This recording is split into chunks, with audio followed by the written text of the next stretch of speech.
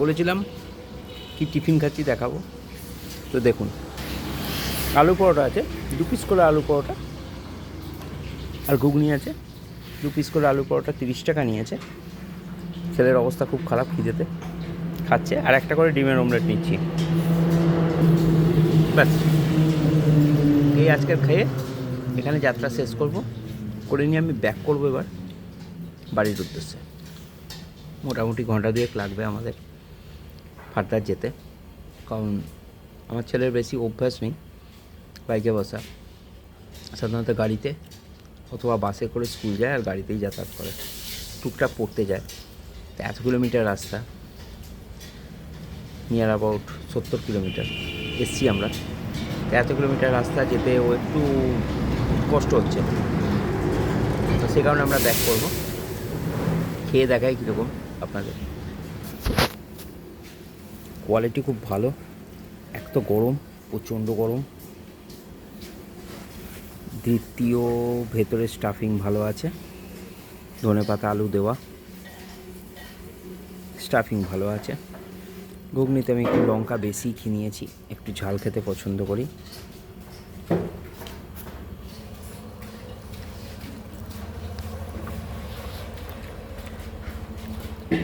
শর্টে বলছি A1। খিদের জন্য হতে পারে না, কোয়ালিটি এত ভালো। গ্রামের দিকে তো ভেজালটা কম। কিরে, দারুণ খেতে। দারুণ খেতে। আমরা পাহাড়িয়া ট্রাভেলস প্রায় এদিক ওদিক ট্যুর করি। আপনারা মনে হয় জানেন না, আমি বিশেষ করে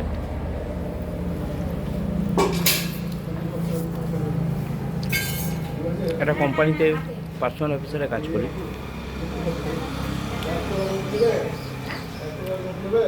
আয়রন ইন্ডাস্ট্রি, ভালো কোম্পানি,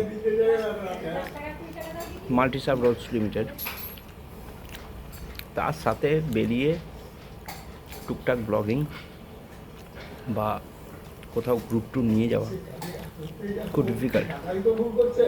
আমার ওয়াইফ নবনীতা যদি সাহায্য না করতো তাহলে এটা সম্ভব হতো না। বিশেষ করে একটা কথা বলি,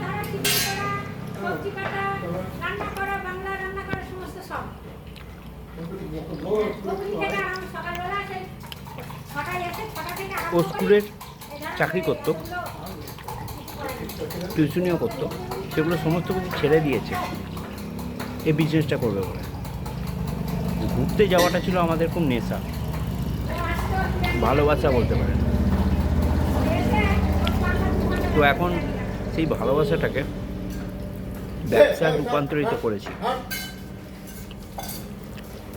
তো জানি না বিজনেসটা কতটা শিখরে নিয়ে যেতে পারবো, কিন্তু মানুষকে ঘুরিয়ে, মানুষকে খাইয়ে যে স্যাটিসফ্যাকশানটা পাওয়া যায়, সেটা যারা করে তারা বোঝে। রাখলাম, খেয়ে নিই, তারপর দেখা হবে নেক্সট ব্লগে। আপনারা থাকবেন কিন্তু।